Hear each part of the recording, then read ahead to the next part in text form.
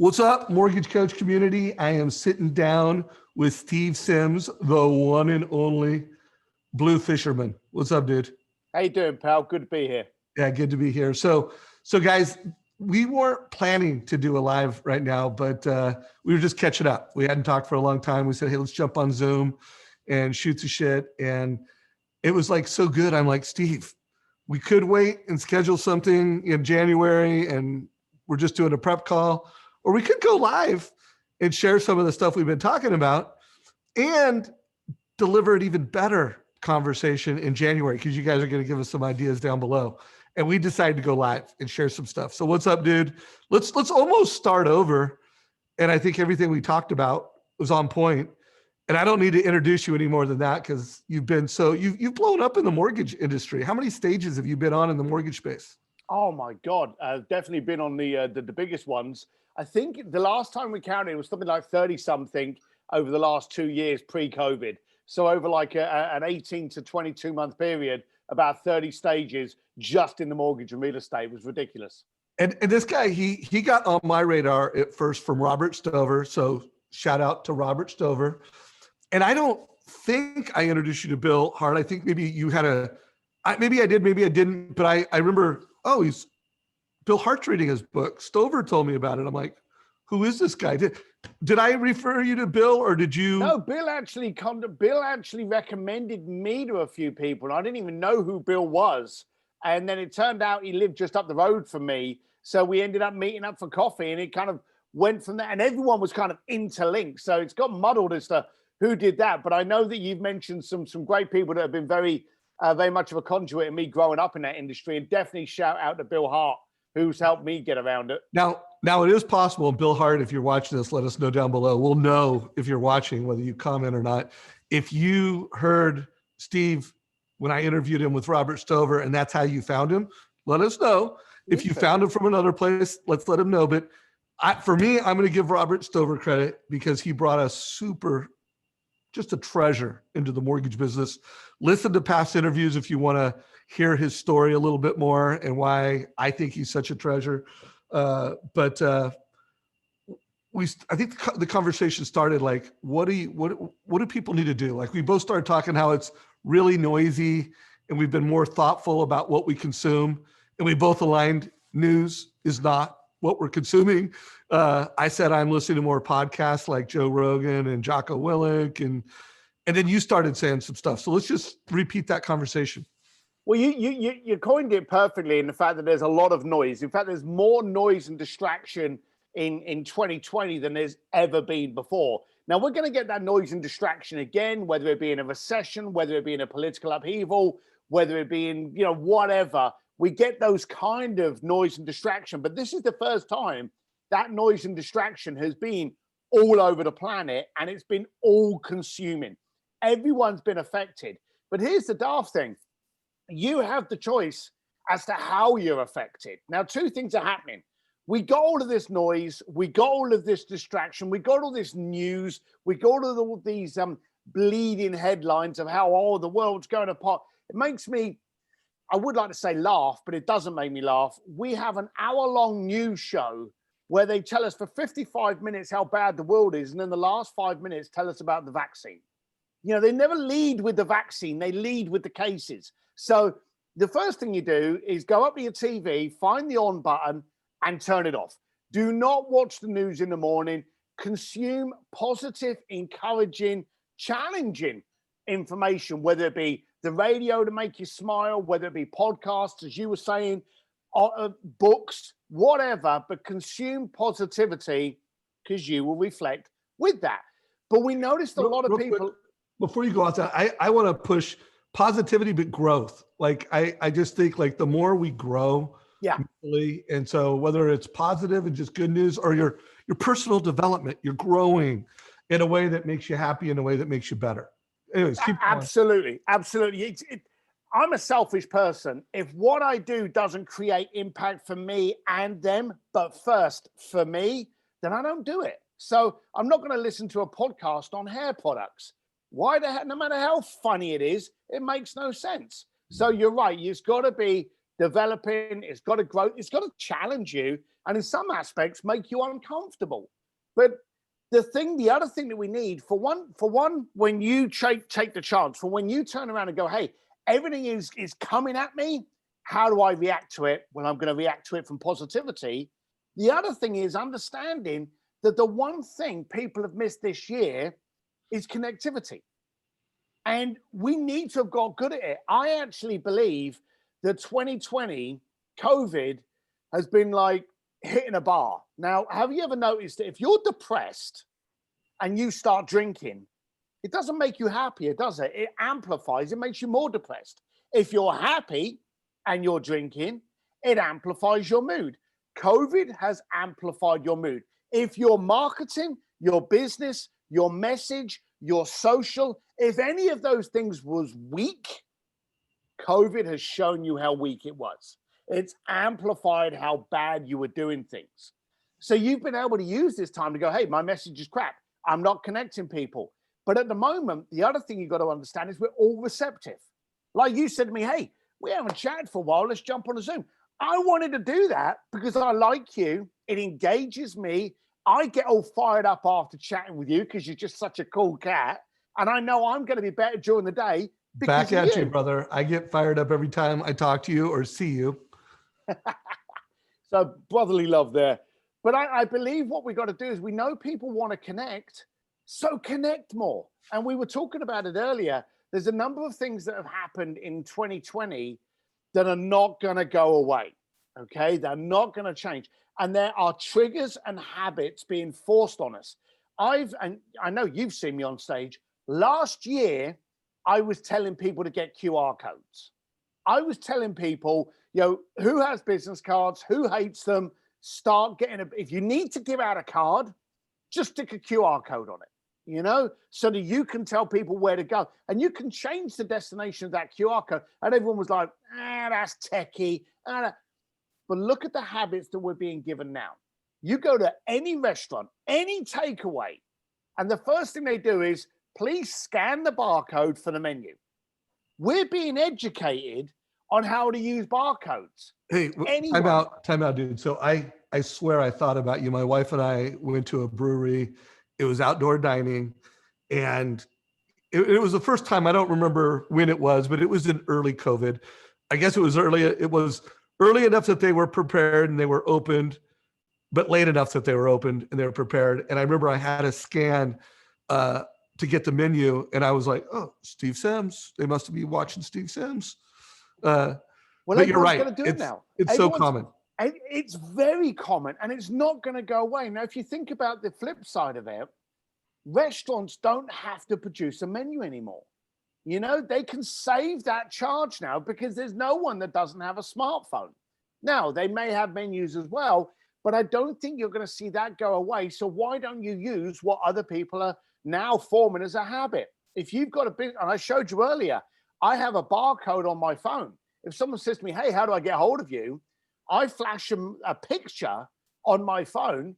They take their phone, hover over it, and it downloads my VCF card onto their phone. And I go, there you go, text me. And they text me, and I now get their details. So you should be using what people are being taught as a habit.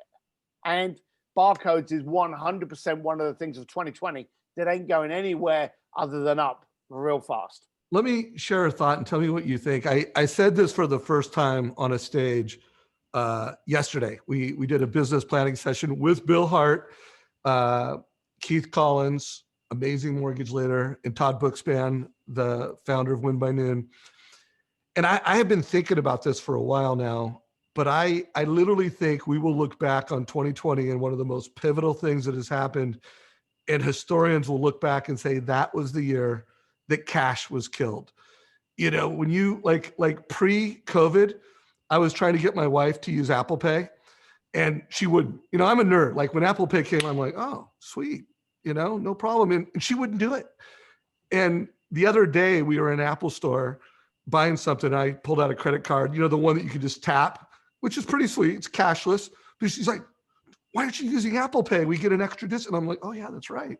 Like she's telling me to use Apple Pay now. So it's like Apple Pay is big. The equivalent on Android is big. I have to think, well, we all know that Amazon has skyrocketed, and 2020 will be the year that killed cash. In 2020 in the mortgage business is the year that we made the digital transition. It is the year, well, I think the death of cash is going to play for going forward. But I think about it, guys, it's the year that it killed the in-person meeting. Now, I don't think that's dead forever. I think we just okay, we're not doing a lot of in-person meetings with borrowers and realtors, but there's a new behavior. What are your thoughts on that? And do you agree that cash is dead? I agree with the first two parts. Again, it's teaching us habits. We're being force-fed habits that, bearing in mind, we've been in COVID for like 7 to 9 months now, okay? So we're being force-fed these habits that are going to continue, okay? You are going to be used to doing more ordering online. You're going to be used to doing more Zoom meetings. I agree with you on everything you said on the first 2 points. I think the in-person meetings are now going to show an advantage. I was looking at a motorcycle the other day, and the agent literally has obviously found this. He was like, well, hang on a minute. Let me show you what it's like. And from his phone, turn the FaceTime on, start showing me the bike. And so I got to see a virtual of the bike down in San Diego, 3 hours away from me on the spot. I'll take that, you know? So it's being used as an addition. Nothing will ever replace the in-person meeting, okay? And I don't think you should, because when you actually say to someone, and I do this a lot, and yeah, I've got in trouble with it a few times, but I've often phoned up people that I want to have meetings and gone, Bobby, and there's a famous one that I'll tell you about. I've gone, hey, I'm in your area. You know, I thought, why don't we get together for lunch? And I said that to someone that worked for the Elton John AIDS Foundation, and he went, you're in New York? Now, anyone that knows me knows I'm in Los Angeles. I had to turn around and go, yeah, I'm here for 4 days. How are you at the end of this week? I had to fly over to New York just to have the lunchtime meeting with him, because it was well worth it, because it gave me an 8-year contract with Sir Elton John. But the bottom line of it is, when you make that effort to actually sit in front of someone, you're also not being distracted. The downside about digital is that we've still got our phone here. We've still got the emails on the left-hand side. If you've got a big enough screen, you're still doing other stuff. When you're face-to-face, it's 100% engagement. And that will never go away, but we've now got an additional aspect to it. Let's talk about that. Let's drill down on that. And in community, we want to talk about more things. What do you want the two of us to talk about when we get back together and we schedule? Like, we didn't plan to go live, create content together, and bring leadership to the mortgage coach community. We're going to do that sometime in January, but we want to bring even more value to you. So if you have questions for us, put them down below. Here's something I've been thinking about, and this may be the centerpiece of what is the in-person meeting of post-COVID. And I just noticed Mitch Peak just commented, and he said, so borrowers will still prefer a virtual meeting after COVID. You're right, some will. Groves, Scott Groves, cool dude. What's up, dude? How to stand out, have an eyebrow ring. Okay, dude, I'm not going there, but I know someone that will. Oh, you have an eyebrow ring. Here's my thesis. Grandma knows what Zoom is now. How we are taking apps with a link, a dynamic link. It's accelerated. It's standard now. I still remember with clarity when that was a new idea. I still remember with clarity when the rocket went off during the Super Bowl. And I was like, that was great marketing. Let's see what the tech looks like. The tech wasn't so great. Well, guys, the tech's pretty great right now. And the industry has a great rocket, mortgage, link, done, standard. Guys, a link to give advice, mortgage coach. But here's my thesis, and tell me what you think, Steve, and community, tell us what you think. I think there'll be an in-person meeting, and that will be a competitive advantage, and you'll create a better relationship. But there's going to be more meat on the bone with the pre-meeting. Like, when people come into that meeting, there's more research done, there's more value created. Maybe the in-person meeting is more relationship building. It's absolutely a competitive advantage. And there's going to be more meat on the bone post-meeting, because you know what? We can take the app with a link. We can give advice with a link. We can maintain value with tools like HomeBot with a link. We'll have this, call it link economy, where some of it's virtual, some of it's in person. I love hearing how you bought a motorcycle. There was whether it's Zoom or FaceTime, and then there's in-person meetings. So I just think there's going to be a hybrid. What are your thoughts of that? So I often quote this really gorgeous man that taught me this lesson, who said, do what Amazon does and do everything Amazon doesn't. Okay. The Mr. Man that we're talking to now, Dave Savage. I quote that. WACD. Do what Amazon can't do. I love that. And you're 100% correct, but there's a danger zone, and you've got to be aware of the danger zone. If you rely on the technology, the links, that information based, and that informational email and communication, and you decide, well, it's doing so well for me, I haven't got to do an in-person, that's when Amazon's going to take your business. Because when you build a relationship, you've got to understand the relationship is not being built for that deal. Part of it is for that deal, but a lot of it is for the referrals. It's for the repeat business. It's for that stuff that you do the in-person business. You've never got Amazon send you an email going, hey, have you got 5 friends that should know how wonderful I am? But if you manage to work with your client and you do a good job and you make it perfect and you contact them and go, hey, did everything go well? Yes, it did. Great. Do you have 5 people that should know how wonderful I am? That's your referral. That's why you do it. So I don't think that we're going to, or we shouldn't, get away from the in-person meetings, but understand why they are. Understand why the need is greater today, because we're in a very competitive market, and you need, as one of the people wrote down, you need to be able to stand out. And you need to be able to stand out. And there's no better way of standing out than having somebody else say how brilliant you are. If you say how brilliant you are, that's self-promotion, it's boasting, you're full of yourself, you're arrogant. But if someone else says you're brilliant, that's gospel. And that's what the in-person meetings are for.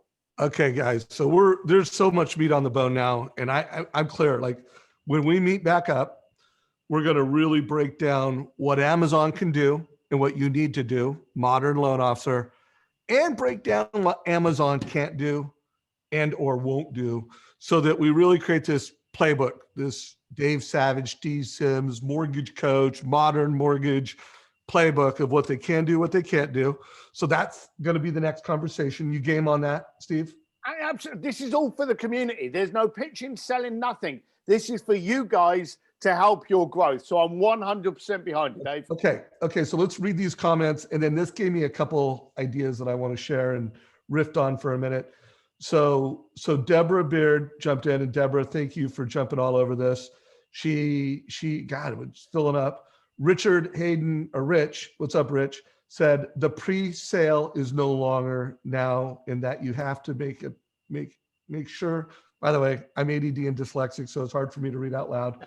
That you have to make sure all of your stuff out there has value, not noise. So all value, no noise.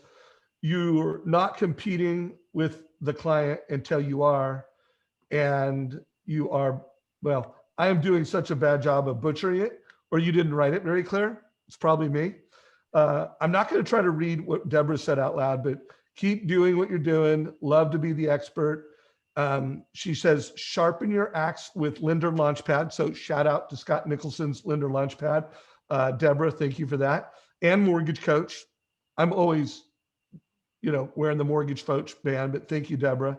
And stand out with tools that will make you a rock star. You are much easier than reinventing the wheel. By the way, I did a post the other day where I talked about it's never been easier to be a fintech powered loan officer, lender, Mortgage Coach, HomeBot, Lender Launchpad, Social Survey. It's just never been easier to have the same technology that the biggest lenders in the world do. I mean, even brokers.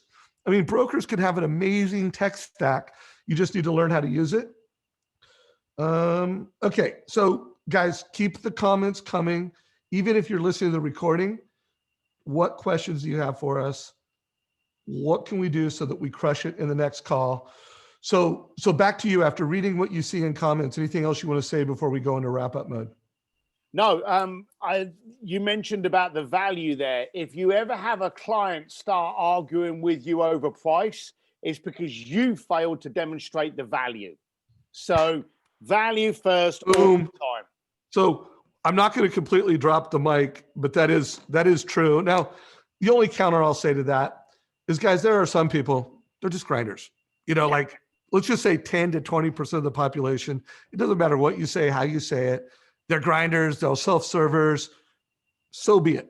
There's 20% of the people, no matter what you say and how you say it, that you had them at hello. You were the first one that showed up to the dance and they want to kiss.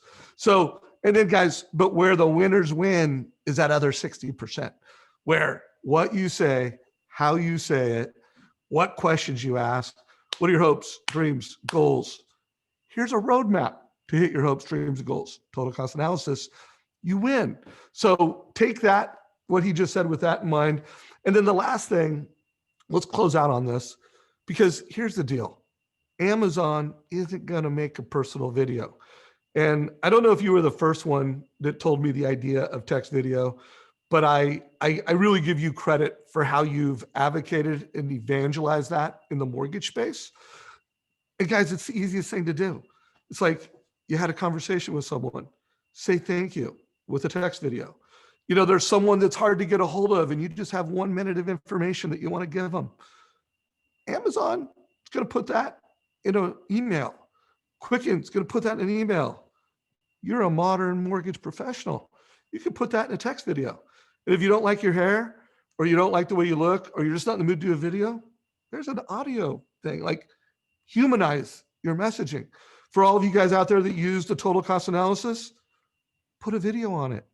I mean, that, like, I don't want to steal too much thunder from the next time that you and I talk, but let's just talk about adding videos in native, elegant ways to your messaging.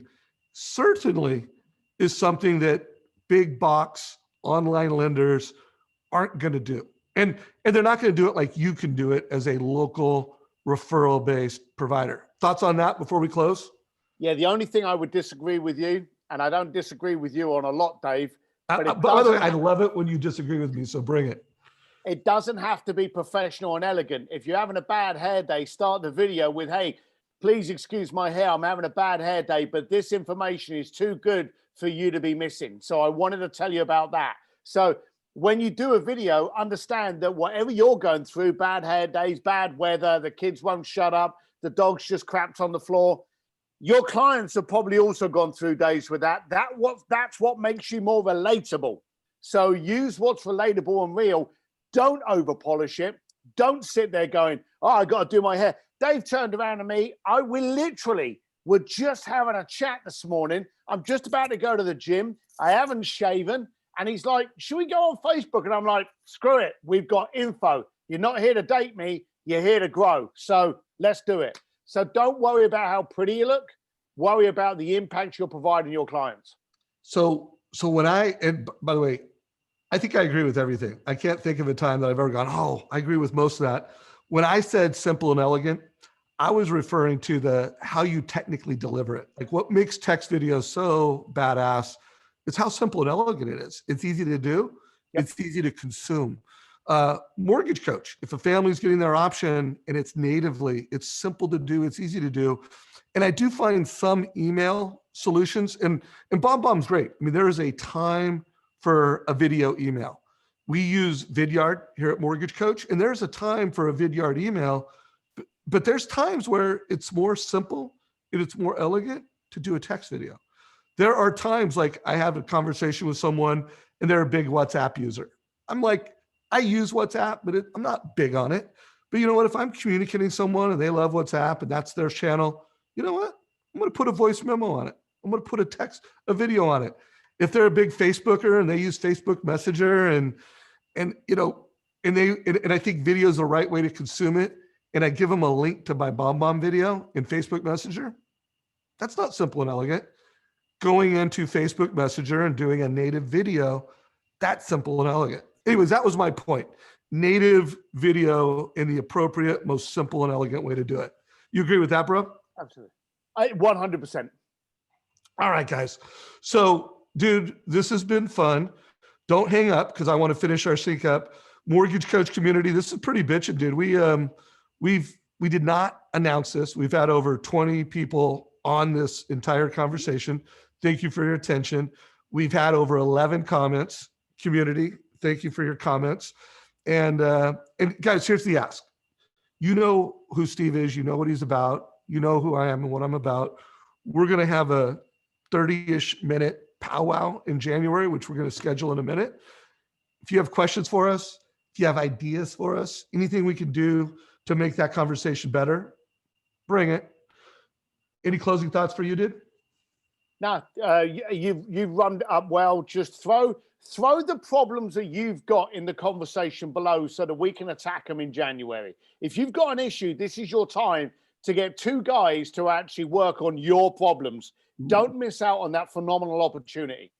So one last thing, you're always bringing value, and I wouldn't bring you on any virtual stage at Mortgage Coach if I didn't think that someone got into your mobile club or they paid for your premium training. That's the best way for you to give value. So just tell us, you got anything going, any links? If anybody wants to make sure they follow you, how should they do it? An Entrepreneur's Advantage with Steve Sims. It's a free Facebook group. So there you go. I don't want you paying anything. I owe Dave. Dave's a great guy. So if you're friends of Dave's, you're friends of mine. An Entrepreneur's Advantage with Steve Sims. That's the Facebook group. Enjoy it. Appreciate you, brother. This is a wrap. If you got value, give us a like, share it with your mortgage friends.